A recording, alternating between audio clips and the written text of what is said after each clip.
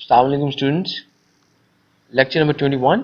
Particular technology can 1104 में आज हम फीडर्स की बात करेंगे।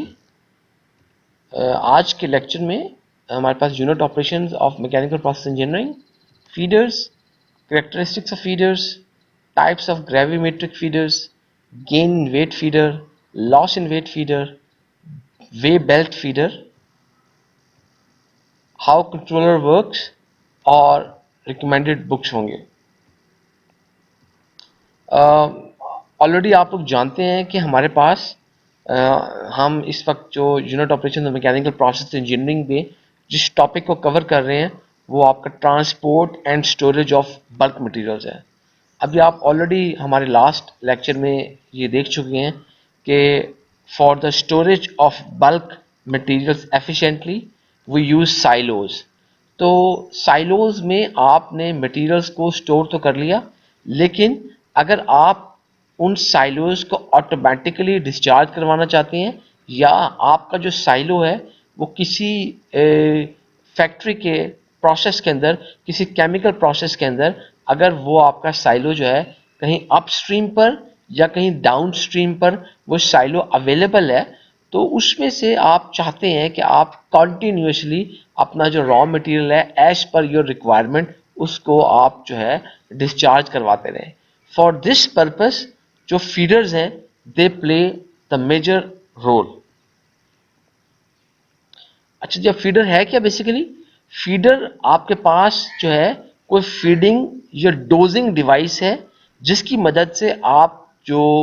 बल्क सॉलिड्स हैं उनका जो फ्लो है उसको कंट्रोल कर सकते हैं किसी भी प्रोसेस के दरमियान में। जैसे कि मैं आप लोगों को बता चुका हूं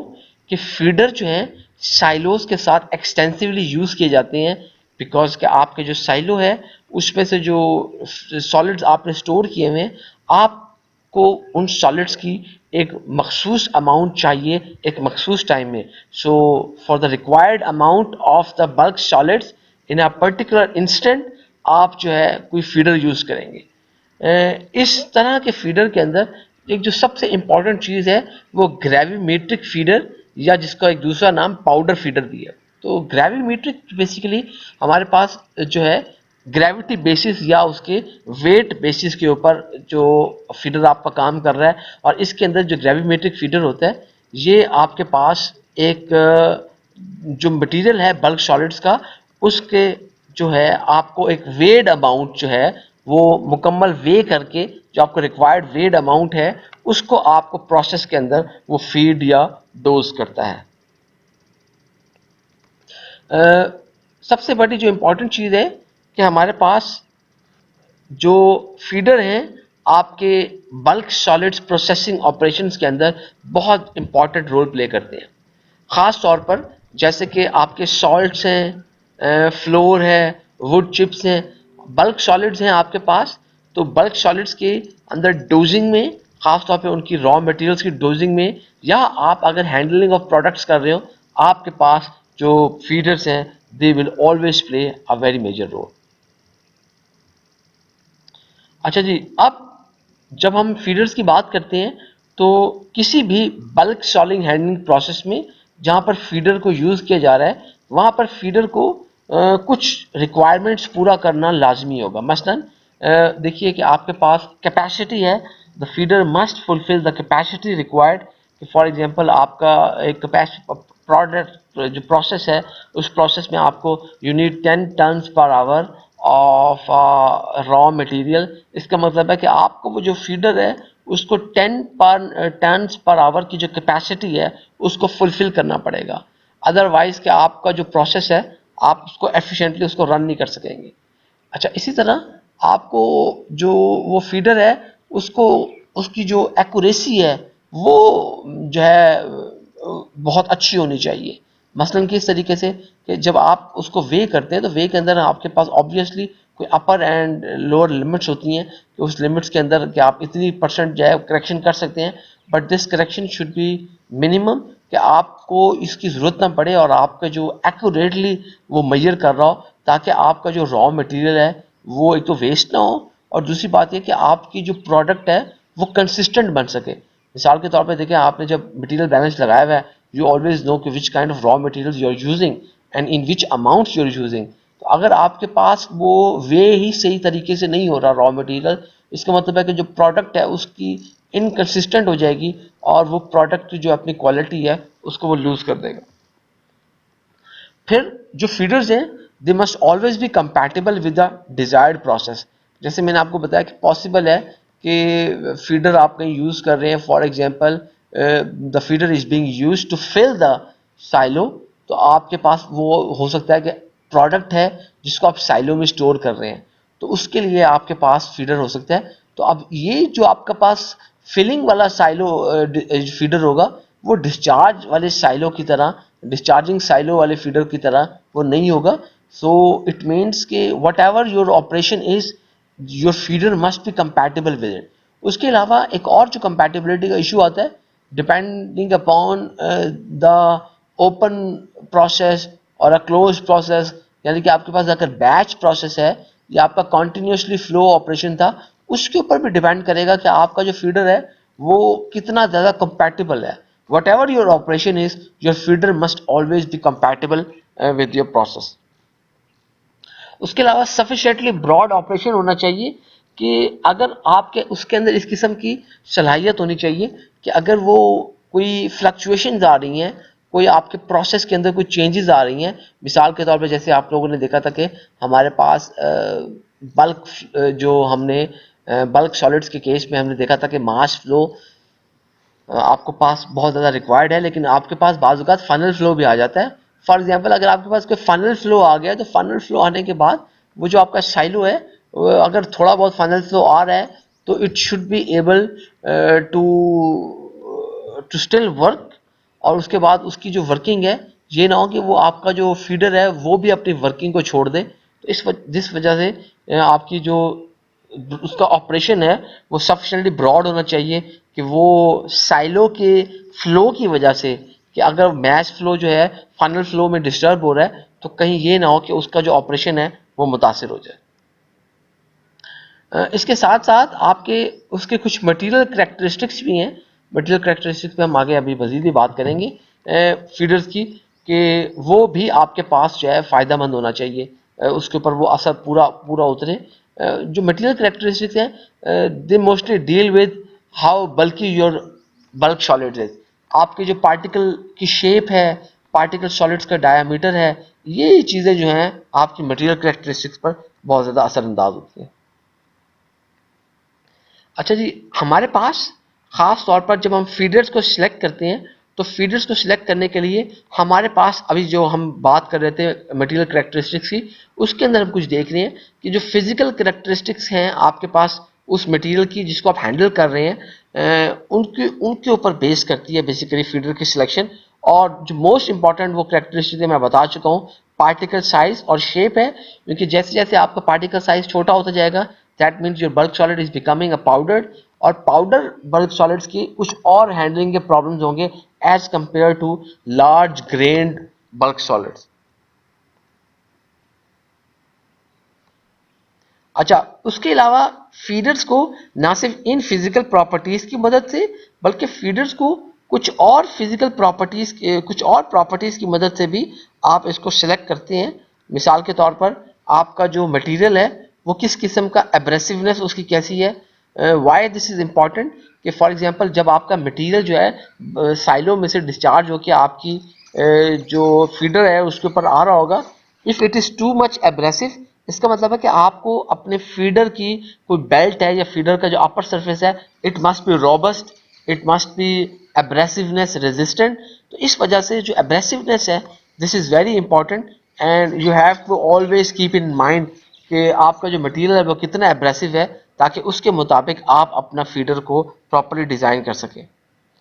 पाउडर फ्लोएबिलिटी अगेन, कि पाउडर फ्लोएबिलिटी देखिए, आपके पार्टिकल साइज सॉलिड्स का साइज छोटा है, पाउडर है आपके पास, and your powders tend to जो है अगर उसके अंदर कोहेसिवनेस ज़्यादा है और वो जो है आपके पाउडर्स जो हैं वो कंसोलिडेट कर रहे हैं, इसका मतलब ये है कि आपके पास जो पाउडर आपकी जो आपके पास फीडर है, उस फीडर के ऊपर भी कंसोलिडेशन हो सकती है। इस वजह से आपको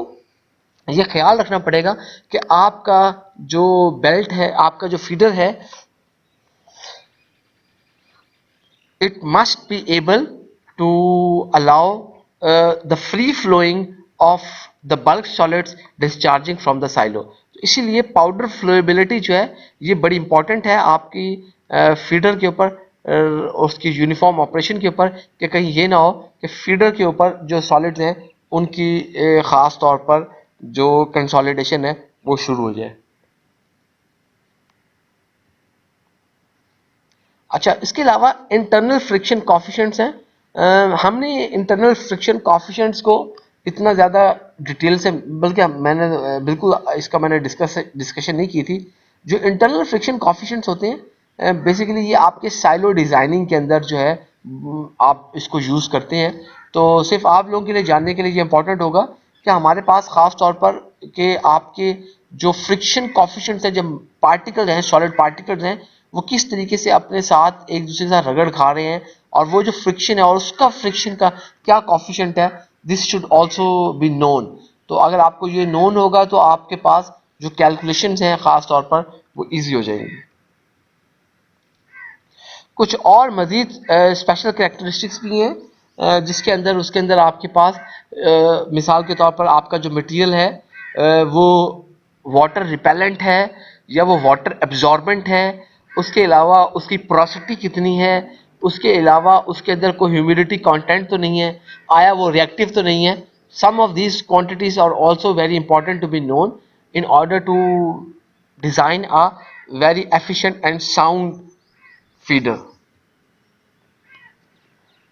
अच्छा जी, फीडर्स को आम तौर पर हमारे पास तीन मुख्तलिफ किस्म की कैटेगरीज में जो है हम इसको डिवाइड करते हैं। उसके अंदर सबसे पहली जो है वो गेन इन वेट सिस्टम्स है, उसके अलावा लॉस इन वेट सिस्टम्स है, और जो नंबर 3 है वो वे बेल्ट फीडर्स हैं। तो ये वो तीन मोस्ट इम्पॉर्टेंट वाइडली यूज्ड आपके फीडर्स हैं जिनको आप यूज़ करते हैं अपनी प्रोसेस इंडस्ट्री के अंदर। जो गेन इन वेट फीडर है उसके अंदर सबसे पहले आपके पास एक मटेरियल बिन या सर्ज होपर है। तो सर्ज होपर बेसिकली क्या काम करता है कि वहां पर आपके पास जिस तरह साइलो में से आपने देखा कि उसके बॉटम पे जो हॉपर होता है, तो ये वो आपका मटेरियल बिन या सर्ज होपर हॉपर होगा कि जो कि आपके पास उस मटेरियल के फ्लो को थोड़ा यूनिफॉर्म करता है ताकि वो आपके फीडर के ऊपर प्रॉपरली जो डिस्चार्जिंग है वो हो सके। उसके अलावा एक इंटेग्रल यूनिट होगा, उस इंटेग्रल यूनिट के अंदर आपके पास सेंसर्स होंगे, आपके पास वे बैलेंस लगी होगी, आपके पास जो कॉम्पैक्ट यूनिट है जो कि आपके पास वे कर रहा है फीडर का, वो सारा इंटेग्रल यूनिट मौजूद होगा। फिर कंट्रोलर है। Controller is a very important कि कंट्रोलर की मदद से you always maintain a continuous flow rate, और उसके बाद कंट्रोलर की मदद से ही अगर आपके फ्लो के अंदर कोई फ्लक्चुएशन आ रही है आप उसकी वैल्यू को कम ज़्यादा करके आप अपने फीडर को प्रॉपरली जो है ऑपरेट कर सकते हैं। सबसे पहले देखिए कि आपके पास गेन इन वेट फीडर के अंदर हम जो मटेरियल है आपका उसको हम बेसिकली उसको वेट किया जाता है ख़ास तौर पर जो कि लोअर होपर के अंदर एंटर होता है। जैसे वो आपको पता है मटेरियल आपके पास हॉपर बिन है, उसके अंदर आपके पास जैसे वो लोअर एंड पर पहुंचता है तो आपके पास जो मटेरियल है उसका वेट किया जाता है। उसके बाद वो जो वेट की रीडिंग है उस रीडिंग को कंट्रोलर के जो है वो रीड कर लेता है, और उसके बाद कंट्रोलर जब रीड करता है तो कंट्रोलर उसको अपने एक सेट पॉइंट के अगेंस्ट जो है वो मेजर कर लेता है। मिसाल के तौर पर देखिए जैसे आपके पास अगर आप इसको कंट्रोलर के एग्जांपल देनी है, अलार्म की मिसाल आप देख लीजिए कि आप जब अलार्म लगाते हैं तो व्हाट हैपेंस कि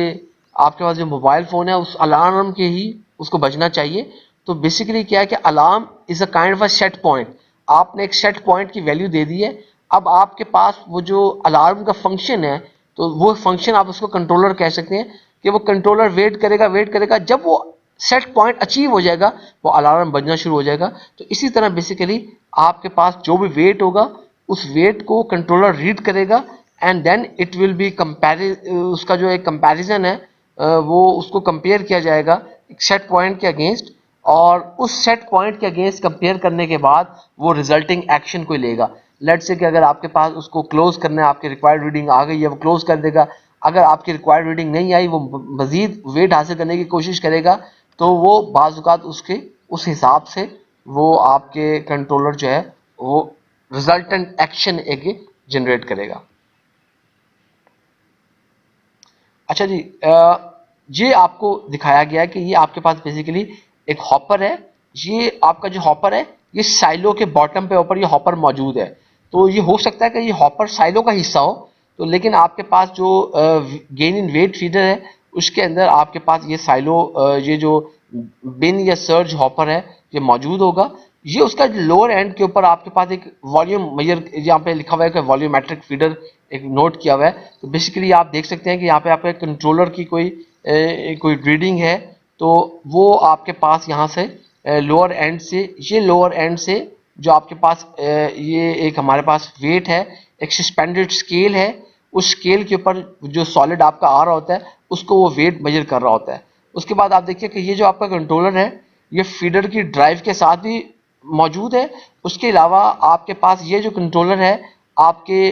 इधर हॉपर के अंदर भी कंट्रोल कर रहा है। बाजू का ये पॉसिबल है कि हॉपर के ऊपर कोई आपकी वॉल लगी हुई हो, हॉपर के अंदर कोई आपके पास यहाँ पर दो गेट लगाओ जिसको वो ओपन या क्लोज करके आप फ्लो करा रहे हैं। फिर इसी तरह आपके अमाउंट ऑफ बल्क सॉलिड्स जो आपके फीडर के ऊपर आ रहे हैं, उस फीडर को भी कंट्रोल कराने के लिए आपकी जो फीडर की ड्राइव है कि फीडर को आपने फास्ट मूव कराना है कि स्लो मूव कराना है, उसके ऊपर उसके ऊपर जो है वो एक्शन हो जाएगा। ये सारे का सारा आपका जो हिस्सा है, निचले वाला हिस्सा, ये एक इंटेग्रल यूनिट है। जिस इंटेग्रल यूनिट के अंदर बेसिकली आपके पास यहाँ पर जो है एक सस्पेंडेड स्केल है, उस ये आपको स्केल है, और वो स्केल जो आपकी रीडिंग वेट करता है, और वो रीडिंग वे करने के बाद वो आपको कंट्रोलर के पास दे रहा है। उस स्केल के ऊपर आपके पास ये लोड सेल्स मौजूद हैं जो उस वेट को मेजर कर रहे हैं। उसके बाद यहाँ पर आपके पास एक उस हिस्से के अंदर एक मास फ्लो हॉपर डिजाइन किया गया कि what ever the your hopper is above, लेकिन आप चाहते हैं कि अब आपके पास फीडर के ऊपर कॉन्टिन्यूस एक फ्लो रेट चाहिए जाए, तो इसके लिए आपके यहाँ पर एक मास फ्लो आपके पास हॉपर है ताकि वो आपको मास फ्लो मिले। उसके बाद यहाँ पर एक वॉल्यूमेट्रिक फीडर है। तो वॉल्यूमेट्रिक फीडर बेसिकली क्या कर रहा है कि आपके पास यहाँ फीडर ड्राइव की वजह से एक कॉन्टिन्यूस वॉल्यूम आपको प्रोवाइड कर रहा है। और ख़ास तौर पर वॉल्यूमेट्रिक फीडर एक काम ये इंपॉर्टेंट प्ले करेगा कि आपके पास यहाँ पर through out across the entire diameter वो आपके पास फ्लो कर रहा होगा सॉलिड्स को, कहीं फनल वगैरह ना बने, क्योंकि फनल फ्लो जो है वो आपके फीडर के ऑपरेशन को बड़ा मुतासिर करेगी। इसीलिए जो वॉल्यूमेट्रिक फीडर है वो आपके सारे जो बल्क सॉलिड है उसको कॉन्टिन्यूसली थ्रू आउट जो है वो उसको डिस्चार्ज करवाएगा। उसके बाद आपके पास ये जो कोई बेल्ट लगी हुई है उसके ऊपर आपके पास ये जो प्रोसेस है वो आपका जो है सारा के सारा जो बल्क सॉलिड जहाँ पे प्रोसेस में यूज हो रहे थे वो वहाँ पे सप्लाई कर दिया जाएगा।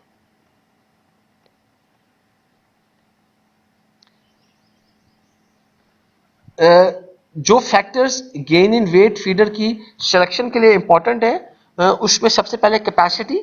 कि आपके पास जो है जो प्रोडक्ट आप जो आपको रॉ मटेरियल्स चाहिए अपने साइलो से डिस्चार्ज कराकर आपको, तो उनकी कैपेसिटी के ऊपर कि आपके पास how much is your capacity of your process. उसके अलावा जो इकोनॉमी है कि ख़ास तौर पर मिसाल के तौर पर कि आपके पास इकोनॉमिकल फंक्शन आपके पास जो है कॉस्ट ऑफ इन्वेस्टमेंट है, आपकी कितनी कॉस्ट ऑफ इन्वेस्टमेंट है, how much you are willing to invest in the in buying such a system। उसके अलावा आपके पास क्योंकि ये जो हमारे पास गेन इन वेट सिस्टम्स हैं, ये आपके पास लॉस इन वेट सिस्टम है, they have much higher investment cost. तो इसका मतलब है कि आपके अपस्ट्रीम इन्वेस्टमेंट कॉस्ट बहुत ज़्यादा हैं। हो सकता है कि आपको ये फैंसी इक्विपमेंट की आपको ज़रूरत ना हो, आप इसके बगैर भी काम चला सकें, but if you have such kind of instrument तो उसकी वजह से आपको बड़ा फ़ायदा हो जाता है। ये जो हमारे पास इस तरह के जो फीडर होते हैं ख़ास तौर पर, ये ख़ास तौर पर आपके पास देखिए कि ये फिलिंग वगैरह के अंदर भी बहुत ज़्यादा इस्तेमाल हो रहे होते हैं। कभी आप शुगर मिल के अंदर अगर आप देखिए तो वो जो बोरियां लगी होती है बेसिकली वो आपके पास बोरियां इसी तरह का कोई फीडर होगा जो कि आपको कॉन्टीन्यूसली वेट की कर रही होती हैं वो। या उसके अलावा आप देखिए कि जब आपके पास ये कोई पैकेट्स मटेरियल है, जैसे निम्को का पैकेट है, या आपके पास ये जो नीडो के पैकेट हैं, या इस तरह के आपके जो सॉलिड्स के पैकेट्स हैं, उन पैकेट्स के अंदर आपको जो प्रोडक्ट है उसको जब फीड किया जा रहा है, उसको प्रोडक्ट को जब आप पैक किया जा रहा है, तो उन पैकेट्स के लिए भी आप बेसिकली ये gain in weight feeder use करते हैं। And then therefore their accuracy is also much important, कि आपके पास वो जो एक्यूरेसी है, वो एक्यूरेसी इस तरह की हो कि आपके पास जो वेट है वो जो है कंसिस्टेंट एक वेट है वो जा सके, और साथ साथ ये आपके पास जो गेन इन वेट फीडर है वो आपके बैच प्रोसेस के लिए वो मोस्ट सूटेबल होने चाहिए। ये ना हो कि वो बैच प्रोसेस के ऊपर फ्लक्चुएशन प्रॉब्लम्स करके आपके प्रोसेस को वो डैमेज कर दें। इसके अपोजिट जो हमारे पास गेन इन वेट फीडर है, उसका एक अपोजिट है लॉस इन वेट फीडर। तो जो लॉस इन वेट फीडर है, उस लॉस इन वेट फीडर के अंदर हमारे पास सबसे पहले एक रिफिल डिवाइस है, उसके बाद इंटीग्रल यूनिट है कि जिसमें आपके पास जो है वेइंग सिस्टम वगैरह लगा होता है, और उसके अलावा आपके पास कंट्रोलर मौजूद होता है। इसका जो वर्किंग प्रिंसिपल है, उसके अंदर आप हॉपर आपका फिल होता है, हॉपर फिल होने के बाद जो है वो मटेरियल उस हॉपर में से डिस्चार्ज होना शुरू हो जाएगा। उसके बाद जो भी आपकी वे की रीडिंग आ रही होगी, वो आपका कंट्रोलर उस रीडिंग को रीड करेगा। कंट्रोलर जो है उस रीडिंग को अपने सेट पॉइंट के साथ कंपेयर करेगा, और उसके बाद एक रिजल्टेंट जो एक्शन है वो जनरेट करेगा। तो बेसिकली इसको आप देखिए कि आपके पास जो इसका जो इंटीग्रल यूनिट है, इट इज़ ऑलमोस्ट सिमिलर। ये इंटीग्रल यूनिट आपके पास सिमिलर है गेन इन वेट की तरह। गेन इन वेट फीडर में जिस तरह का आपका इंटीग्रल यूनिट है, इसी तरह लॉस इन वेट का भी इंटीग्रल यूनिट है। The only difference is there is no bin और सर्ज हॉपर। आपके पास ये बिन या सर्ज हॉपर नहीं है, instead you have a refill device. आपके पास कोई रिफिल डिवाइस है। तो ये जो रिफिल डिवाइस होती है कि आपके पास बेसिकली इस रिफिल डिवाइस में से क्या हो रहा है कि आपके पास खास तौर पर देखिए कि ये रिफिल डिवाइस आपको फिल हुई हुई है। इस रिफिल डिवाइस में से जो जो वेट कम होता जा रहा है, कंट्रोलर उस वेट को मेजर कर रहा है कि कितना वेट इसमें से कम हो गया, उसको वो कैलकुलेट करता है। लेट्स से कि आपके पास 1000 kg अगर इसमें था, तो अब आपके पास या एक घंटे के अंदर आपके पास 500 किलोग्राम था, अब आपका हर मिनट पे इतना निकल रहा है, तो आप उससे कैलकुलेट कर रहे हैं कि कितना वेट जो है आगे वो फ्लो कर रहा है। उसके बाद बाकी उसी तरह बिल्कुल कि ये जो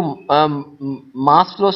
जो हॉपर है, ये mass flow hopper will ensure कि आपके पास जो है कि कॉन्टिन्यूसली जो पैकेट्स वगैरह हैं आपके पास, जहाँ पर भी इसको आपको सप्लाई किया जा रहा है इस मटेरियल को, वहाँ पर थॉरली इसको मटेरियल चला जाएगा। और इस दौरान आपके पास वो जो फीडर ड्राइव है उसको कंट्रोल करने के लिए यही कंट्रोलर एक्शन जनरेट करेगा, और रिफिल डिवाइस के अंदर भी इसकी ओपनिंग या क्लोजिंग वो ज़्यादा या उसकी ओपनिंग ज़्यादा कर देगा या क्लोजिंग उसकी ज़्यादा कर देगा, depending upon the amount of material required.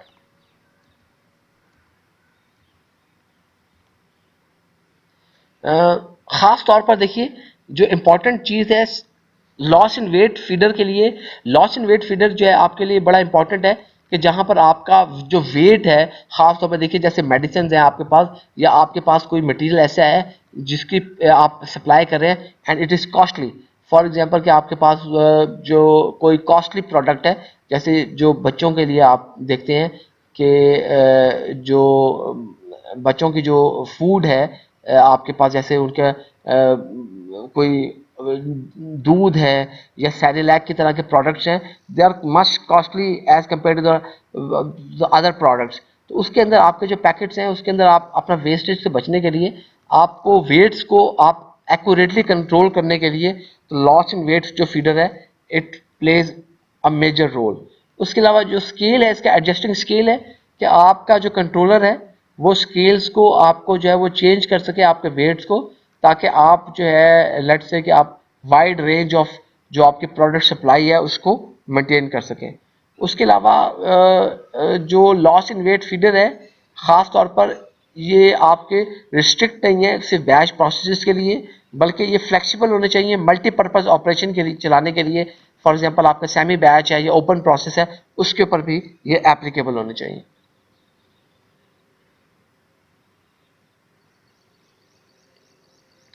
जो लास्ट टाइप है हमारी फीडर्स की वो है वे बेल्ट फीडर।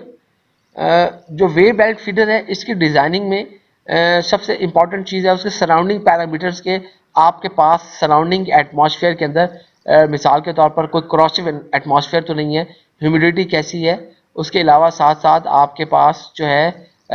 वहाँ पर कोई इनर्ट एटमॉस्फेयर है, आपके पास वो जो सॉलिड्स हैं, बल्क सॉलिड्स हैं, कोई डस्टी एनवायरनमेंट तो नहीं है। So the surrounding conditions are very important in designing ये बेल्ट फीडर। उसके बाद आपके पास जो स्लोप ऑफ द बेल्ट है, it should be 18 to 20 degree slope होनी चाहिए, ताकि आपके पास जो मटेरियल डिस्चार्ज जब करे और जब वो फ्लो करे, it should have easier flow, और उसको फिर बेल्ट से आपको फर्दर डिस्चार्ज कराने में भी आसानी आ जाए। उसके अलावा आपकी जो बेल्ट विड्थ और लेंथ है वो सफिशेंट होनी चाहिए। ये ना हो कि आपका जो मटेरियल है कि जो ख़ास तौर पे आपके साइलों में से कहीं डिस्चार्ज हो रहा है, आपका जो बेल्ट की विड्थ है या बेल्ट की जो लेंथ है वो कंपैटिबल नहीं है उस साइलों की डिस्चार्ज ओपनिंग से, और आपका जो मटेरियल है वो डैमेज हो रहा हो। तो इस वजह से ख़ास ख्याल रखना पड़ता है कि आपकी जो बेल्ट विड्थ है, लेंथ है, वो आपके साइलों से कंपैटिबल होनी चाहिए। जो बेल्ट स्पीड है वो it is also very important कि आपके पास बेल्ट की जो स्पीड है, अगर आपके पास कंट्रोलर एक्शन नहीं लग रहा, तो आपकी जो बेल्ट की स्पीड है वो इस तरह की होनी चाहिए कि आपकी बेल्ट को कॉन्टिन्यूसली एक ऑप्टिमम स्पीड के साथ रिक्वायर्ड अमाउंट जितने टाइम पीरियड में चाहिए वही डिस्चार्ज करवाए, और आपको जो है एक continuous flow of bulk solid जो है वो मुहैया होना चाहिए। जो बेल्ट का लोड है वो भी बड़ा इंपॉर्टेंट है कि बिल्कुल जिस तरह हमने मास फ्लो है, अगर मास फ्लो होगा तो it won't play any any negative role, लेकिन अगर आपके पास जो है कोई फनल फ्लो होगा तो फनल फ्लो के अंदर अगर आपके पास लोड एक सडन कोई पॉइंट पे लोड पड़ जाता है आपका, तो उसकी वजह से आपका जो बेल्ट है वो डैमेज हो सकती है, उसकी वजह से आपका ऑपरेशन रुक सकता है। इस वजह से आपके पास जो बेल्ट की लोड बर्दाश्त करने की जो सलाहियत है उसको भी पर्पस उसका इंपॉर्टेंट होना चाहिए। उसके अलावा आपके पास जो आइडलर्स हैं उनका जो प्रॉपर एंगल और डिज़ाइन है, आइडलर्स के हम ये एंड में हम बात करेंगे वे बेल्ट फीडर के आइडलर्स क्या होते हैं, उसमें हम देखेंगे आइडलर्स क्या होते हैं। तो वो आइडलर्स जो हैं उनके ऊपर उनका जो डिज़ाइन है, उनका एंगल है, this is also very important for designing the way belt feeders. ये मिसाल के तौर पर आपके पास एक जो कन्वेयर बेल्ट है, ये एक एग्जांपल है वे बेल्ट फीडर की, कि उसके अंदर आपके पास क्या है कि देखिए कि फॉर एग्जांपल ये आपका लोडिंग एरिया है, कि यहाँ पर आपका जो साइलो लगा हुआ था उसकी कोई हॉपर थी जहाँ से आपके पास मटेरियल डिस्चार्ज होकर इस बेल्ट के ऊपर आ रहा है। उसके बाद आप यहाँ पे देख सकते हैं कि ये आपके पास लोडिंग प्लेट है, ताकि ये स्ट्रॉन्ग है कि ये लोड को बर्दाश्त भी कर सके। उसके बाद आप यहाँ पे देख सकते हैं ये ड्राइव्स लगी हुई हैं कि जो कि आपके पास जो है बेल्ट को ड्राइव करा रही हैं। उसके अलावा यहाँ पे स्पीड सेंसर वगैरह भी मौजूद हैं, जो कि इसके क्योंकि सारे का सारा आपके कंट्रोलर के साथ अटैच है, और इसी वजह से आपने इसकी स्पीड को आप प्रॉपर्ली कंट्रोल करते रहते हैं। उसके बाद आपकी जब आगे बेल्ट मूव करती है तो यहाँ पर आपका एक वेइंग प्लेट लगी हुई है, इस जगह पर बेसिकली आपका वेट किया जाता है सॉलिड का, और उस सॉलिड का जो वेट किया जाएगा उसके बाद यहाँ पर एक लोड सेंसर्स लगे हुए हैं जो कि लोड कर लेते हैं। और इसी तरह आपके पास यहाँ पर भी इनकी जो रीडिंग्स है ये भी एक आपके पास कंट्रोलर तक पहुँच जाती है, जो कि कंट्रोलर ना सिर्फ इन्हीं मेजरमेंट्स को देखते हुए आपके जो बेल्ट है उसकी स्पीड को भी कंट्रोल कर रहा है, उसके अलावा इस मोटर को भी कंट्रोल कर रहा है, ताकि वो आपके पास एक रिक्वायर्ड कॉन्टीन्यूस अमाउंट जो है वो मिलता रहे। इस तरीके से ये जो प्रोसेस है आपका वे बेल्ट फीडर का कॉन्टीन्यूसली वो चलता रहता है। हमारे पास एक वे बेल्ट फीडर के अंदर अगर आप यहाँ देखना चाहें तो बेसिकली ये इसी तरह है कि आपके पास कुछ साइलो है, उस साइलो के टॉप पर आपको ये साइलो लगा हुआ है, और उसके बाद ये आपके पास वो जो है आगे आपके पास कहीं यूज़ कर रहे हैं आप, तो साइलो का जो डिस्चार्ज है वो कॉन्टीन्यूसली आपके पास यहाँ पर वो पड़ रहा है, और उसके बाद ये वेव बेल्ट चलती हुई आपके पास यहाँ वेट करता है, और कॉन्टीन्यूस वेट अमाउंट में आपके पास वो आगे फर्दर प्रोसेस के अंदर वो ये दे रहा है। तो ये एक हमारे पास ऑटोमेटिक किस्म की एक बेकरी है जो कि ह्यूज अमाउंट ऑफ प्रोडक्ट्स जो बना रही है, तो उसके अंदर ये फ्लोर के लिए ये एक सिस्टम था कि किस तरीका का आपका सिस्टम जो है उसको चलाया गया। तो ये आपको दिखाएगा कि ये किस तरीके से ये सिस्टम आपका इन ऑपरेशन होगा। अच्छा जी, हमारे पास जो वे बेल्ट फीडर है, सबसे इंपॉर्टेंट चीज़ वे बेल्ट फीडर के अंदर ये है कि फीड रेट्स जो है इसके अंदर आपके बल्क सॉलिड्स का जो रेट है, फ्लो रेट है, वो बड़ा ज़्यादा हाई होगा। और ऑलमोस्ट आप 5000 ऐसी भी आपके पास वे बेल्ट फीडर्स मौजूद हैं जो कि 5000 टन्स पर आवर तक आपको फ्लो रेट्स दे सकती हैं। उसके अलावा इसके अंदर जो एक्यूरेसी है, it is much higher as compared to gain in weight या लॉस इन वेट फीडर्स। इसकी जो ऑपरेशनल कॉस्ट है, because of the low maintenance इसके अंदर, क्योंकि आप देखते हैं कि कंपोनेंट्स हैं, वो कंपोनेंट्स इसके कॉम्पैक्ट हैं, और कंपोनेंट्स इसके अंदर उनकी मेंटेनेंस जो रिक्वायरमेंट्स हैं, they are much less. That's why कि इसकी जो ऑपरेशनल कॉस्ट है वो बहुत ज़्यादा कम है, और इसको बड़ा एफिशिएंटली आप इसको यूज़ कर सकते हैं।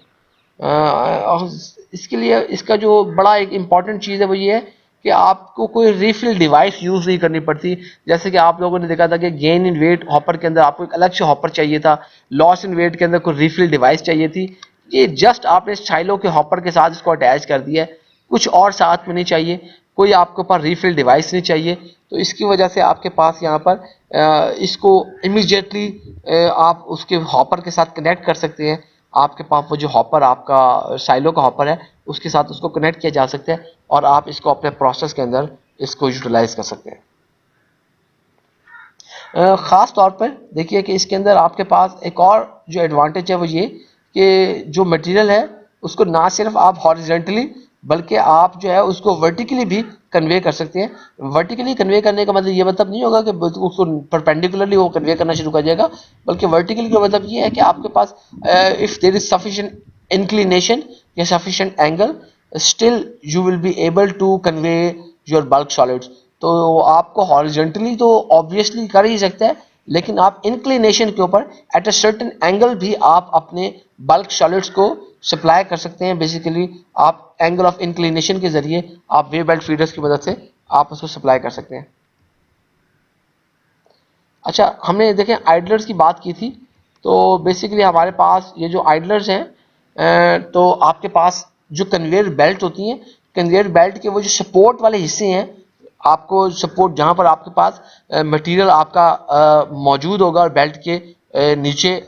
बेल्ट के नीचे ये सपोर्ट वाला हिस्सा है जिसके ऊपर मटेरियल मौजूद होगा और ये कॉन्टिन्यूसली फ्लो कर रहा है, तो इनको आप आइडलर्स कहते हैं। ये जो आइडलर है जिसके ऊपर मटेरियल पड़ता है उनको आइडलर्स कहते हैं। तो आइडलर आपके पास मुख्तलिफ इकसाम के मौजूद होते हैं। मिसाल के तौर पर यहाँ पे फ्लैट बेल्ट या फ्लैट बेल्ट आइडलर है कि बिल्कुल ये फ्लैट है, इसके ऊपर आपका बल्क सॉलिड्स पड़ा है। उसके अलावा आपके पास जो है ट्रफ्ट बेल्ट या आपके पास 20 डिग्री आइडलर्स हैं। ये 20 डिग्री जो आइडलर्स हैं कि आपके पास इस तरह फ्लैट नहीं है, बल्कि इनके ट्रफ्ट्स हैं, ये ऊपर नीचे हुए हुए हैं, और इसके ऊपर आपके बल्क सॉलिड्स आपके जो है वो मौजूद है, और वो ये कन्वेयर का हिस्सा होंगे, और ये आइडलर्स ही बेसिकली कन्वेयर में मूव कर रहे होते हैं। उसके अलावा आपके पास trough belt on 45 degree idlers है। ये 45 डिग्री के ऊपर ये जो आइडलर्स है ये मूव कर रहे होंगे। तो डिपेंडिंग अपॉन आपके जो बल्क सॉलिड्स हैं, for example if your bulk solid it's bulky enough, उसका पार्टिकल साइज बड़ा है, तो for example flat belt idler जो है वो सफिशिएंट होगा। लेकिन अगर आपका जो बल्क सॉलिड है उसकी फ्लो प्रॉपर्टीज बहुत अच्छी हैं और वो फाइन पाउडर है, तो इसके लिए हो सकता है कि आपको ट्रफ बेल्ट या 45 डिग्री आइडलर जो है वो उसको यूज़ करना आपके लिए इम्पॉर्टेंट हो। तो ये वो आइडलर था जो आपको डिज़ाइन पैरामीटर्स में बताए गए थे कि this is also one of the major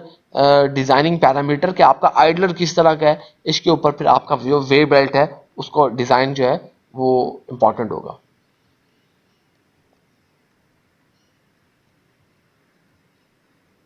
अच्छा, ज़रा एक चीज़ नोट कीजिएगा कि हमारे पास हमने कंट्रोलर कंट्रोलर आपने देखा था कि गेन इन वेट और लॉस इन वेट के अंदर किस तरीके से आपके पास काम कर रहा है। तो बेसिकली जो गेन इन वेट है या लॉस इन वेट है, द कंट्रोलर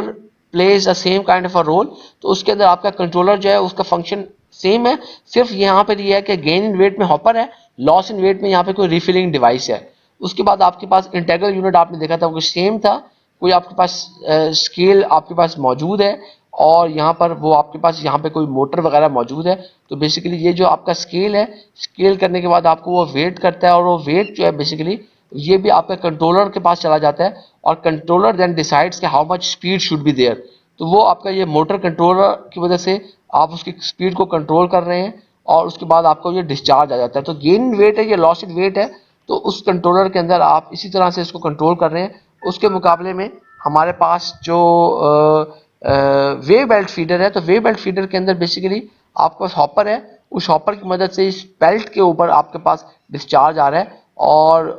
आपके पास कंट्रोलर जो है ना सिर्फ आप मोटर कंट्रोल कर रहे हैं बल्कि आपकी वो बेल्ट स्पीड को भी कंट्रोल कर रहा है और वो जो वे है उसको भी कंट्रोलर की तरफ वेट जा रहा है और इन तमाम चीज़ों को depending upon how much weight is there on your belt, इन तीनों चीज़ों को वो कंट्रोल कर रहा है। तो कंट्रोलर, जो भी किस्म का कंट्रोलर होगा, सबसे पहले उसने ये काम करना है कि कंट्रोलर ने बेसिकली आपके पास जो वो वेट है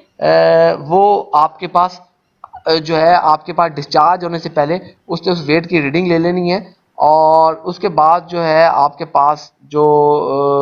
ख़ासतौर पर जो वॉल्यूमेट्रिक फ्लो रेट है, जो वॉल्यूमेट्रिक फीडर है, उसका जो रेट आपका डिस्चार्ज रेट होगा उसको फिर कंट्रोलर वो कंट्रोल कर रहा होगा और ख़ास तौर पर आपके पास जो कंट्रोलर के साथ वो कॉन्टीन्यूसली रीडिंग्स मैचअप हो रही होंगी जो सेट पॉइंट के अगेंस्ट और उसके अगेंस्ट फिर कोई रिजल्टेंट जो एक्शन है वो आपके पास जनरेट हो रहा होगा। इसी तरह फिर जो स्पीड होगी कंट्रोलर की वो भी उसको कंट्रोल कर रहा होगा आपका controller. So this was our lecture number 21, a short lecture, लेकिन ये एक इम्पॉर्टेंट पार्ट था आपके पास हमारे स्टोरेज ऑफ बल्क सॉलिड्स के लिए कि आप किस तरीके से उसको कॉन्टिन्यूसली डिस्चार्ज कराते हैं और इसका जानना भी ज़रूरी था। तो the lecture slides and the lecture notes are already available on LMS and ocw.kfuit.edu.pk। अगर कोई सवाल है प्लीज़ जो है आप मुझे ईमेल कर सकते हैं या मुझे व्हाट्सएप पे मैसेज कर सकते हैं। Perhaps we won't have a live session for this topic, तो अगर आप चाहेंगे तो लाइव सेशन भी ऑर्गेनाइज किया जा सकता है, but if you have any questions you can also contact me individually. Thank you जी, अल्लाह हाफिज़।